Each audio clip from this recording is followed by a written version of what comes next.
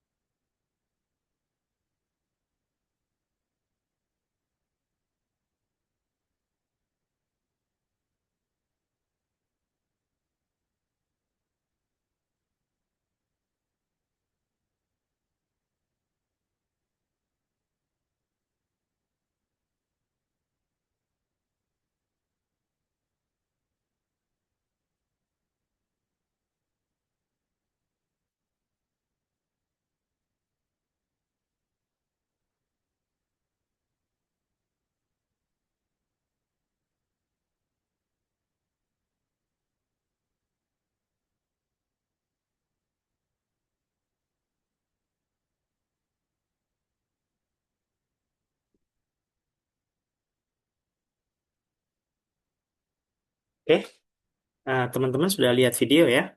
Video tadi menunjukkan ada eh, sebuah raksasa ya, seorang raksasa batu yang mencoba bertanggung jawab atas perbuatannya untuk melindungi sebuah istana dari batu besar yang jatuh. Eh, Lalu kemudian istana dalam kondisi yang tidak mengerti, dia melihat disebabkan melihat salah satu bangunannya runtuh, terkena senggolan kaki sang monster. Mereka mengira sang monster tersebut berencana ingin menghancurkan istana. Padahal sebenarnya monster tersebut ingin melindungi istana dari batu besar yang sedang menggelinding ke arah istana, gitu ya. Sehingga istana tersebut mengira bahwa monster tersebut akan menyerangnya, sehingga mereka menyerang. Sehingga mereka mengirimkan anak panah, mengirimkan serangan ke arah monster itu. Nah, di sini tergambar teman-teman bahwa ada ketidak eh, sesuaian, ketidaksamaan pandangan antara apa yang diinginkan oleh si monster dan apa yang ditangkap oleh istana. Nah, ini salah satu contoh yang sangat mudah kita pahami ya, bahwa dengan kesalahan persepsi, salah eh, interpretasi yang dilakukan oleh istana mengakibatkan sang monster kesal dan dan melepaskan batu yang besar tadi itu, akhirnya menimpa seluruh istana dan bisa merugikan. Ini salah satu contoh kesalahan persepsi. Nah, teman-teman, kita akan memahami lebih dalam tentang apa itu persepsi sebagai inti komunikasi. Persepsi itu apa? Persepsi adalah proses aktif di mana individu memilih, mengatur, menginterpretasikan informasi dari indera mereka untuk memberikan makna pada lingkungan. Nah, ini satu pengertian persepsi dari Robbins dan Plummer. Definisi yang berikutnya adalah persepsi adalah proses kognitif yang melibatkan penerimaan rangsangan, pemilihan, pengorganisasian, dan interpretasi untuk membentuk gambaran dunia yang bermakna bagi individu. Dari dua definisi persepsi, ini ada kata-kata yang hampir sama ya. Di sini ada kata memilih, di sini pemilihan, kemudian ada mengatur, ada pengorganisasian, kemudian berikutnya ada interpretasi ya. Ini kata-kata kunci dari persepsi. Sehingga di sini kita coba sederhanakan, persepsi adalah cara kita membangun realitas pribadi kita. Realitas pribadi kita dalam memahami lingkungan gitu ya. Berikutnya, nah, bagaimana persepsi itu terjadi?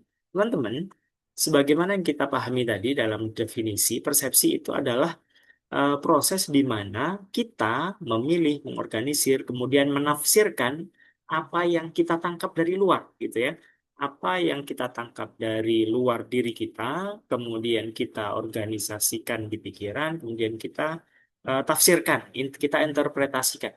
Nah, ada proses yang terjadi di kepala kita sehingga persepsi itu terjadi. Apa itu prosesnya apa? Pertama ada atensi, kemudian sensasi, kemudian interpretasi. Nah, unsurnya juga ada tiga. Yang pertama seleksi, berikutnya organisasi, yang berikutnya yang selanjutnya adalah interpretasi. Nah, ini adalah langkah-langkah yang terjadi dalam diri kita sehingga melahirkan persepsi. Ya, persepsi itu dipengaruhi oleh apa, teman-teman? Persepsi itu dipengaruhi oleh faktor internal dan faktor eksternal. Faktor internal seperti apa? Satu, kebutuhan motif, kebutuhan dan motif. Jadi misalkan gini ya, kita kan sebagai individu ya, punya keinginan-keinginan, punya kebutuhan-kebutuhan. Dan setiap kita punya kebutuhan yang berbeda. Nah, kebutuhan yang berbeda itu mampu mempengaruhi persepsi kita, mampu mempengaruhi pemaknaan kita terhadap lingkungan. Ya. Kemudian yang kedua adalah pengalaman masa lalu. Ini masih internal, pengalaman masa lalu. Pengalaman masa lalu itu eh, setiap orang pasti berbeda-beda, sehingga pengalaman masa lalu yang kita bawa hari ini sampai pada hari ini itu mampu mempengaruhi cara kita menilai lingkungan, mampu menilai cara kita, mampu mempengaruhi cara kita menilai lingkungan kita, ya. Kemudian yang ketiga apa? Nilai dan kepercayaan. Nilai dan kepercayaan. Misalkan ya agama gitu ya. Kita yang Muslim, kemudian ada yang non-Muslim, kemudian memandang, ini contoh saja lah, contoh. Ada bahasa yang dulu sempat viral ya. Ada istilah kafir. Kafir dalam pandangan orang non-Muslim itu terkesan negatif, terkesan buruk begitu ya. Padahal kafir dalam persepsi, dalam pandangan eh, Muslim itu ya memang memang tentunya dihindari sebagai orang Muslim. Tetapi makna kafir itu bukan seperti makna eh, apa namanya, kejahatan perilaku. atau kejahatan individu yang menyakiti orang lain seperti zalim, seperti munafik. Bukan seperti itu. Nah, jadi kafir itu seakan-akan dikesankan oleh orang non-Muslim sebagai sesuatu perilaku yang buruk gitu ya. Padahal ini kaitannya dengan keyakinan. Nah, itu contoh bagaimana nilai dan kepercayaan internal dalam diri kita itu mempengaruhi eh, penilaian kita terhadap sesuatu. Berikutnya ada suasana hati. Suasana hati tentu, suasana hati ketika orang punya suasana hati yang berbeda akan mempengaruhi persepsi mereka. Yang terakhir, ekspektasi. Ekspektasi artinya harapan. Apa yang diharapkan oleh diri kita atau oleh orang lain juga akan mempengaruhi persepsi. Ini faktor internal. Lalu ada faktor eksternal. Faktor eksternal, apa itu faktor eksternal? Ada karakteristik stimulus. Stimulus itu rangsangan. Misalkan kita dalam suasana yang gerah misalkan, dalam suasana yang eh, santai, yang enjoy misalkan, yang cair, tentu akan mempengaruhi persepsi. Misalkan kita bertemu dengan eh, orang lain, bertemu dengan teman baru dalam suasana yang kacau misalkan, kenal dengan orang baru dalam kondisi yang kacau. Tentu persepsi kita terhadap orang tersebut kita akan curiga apakah ini orang baik atau orang orang jahat sebagaimana kondisi yang sedang kita alami saat itu gitu ya. Nah, ini kondisi lingkungan mempengaruhi persepsi kita. Kemudian berikutnya ada konteks lingkungan.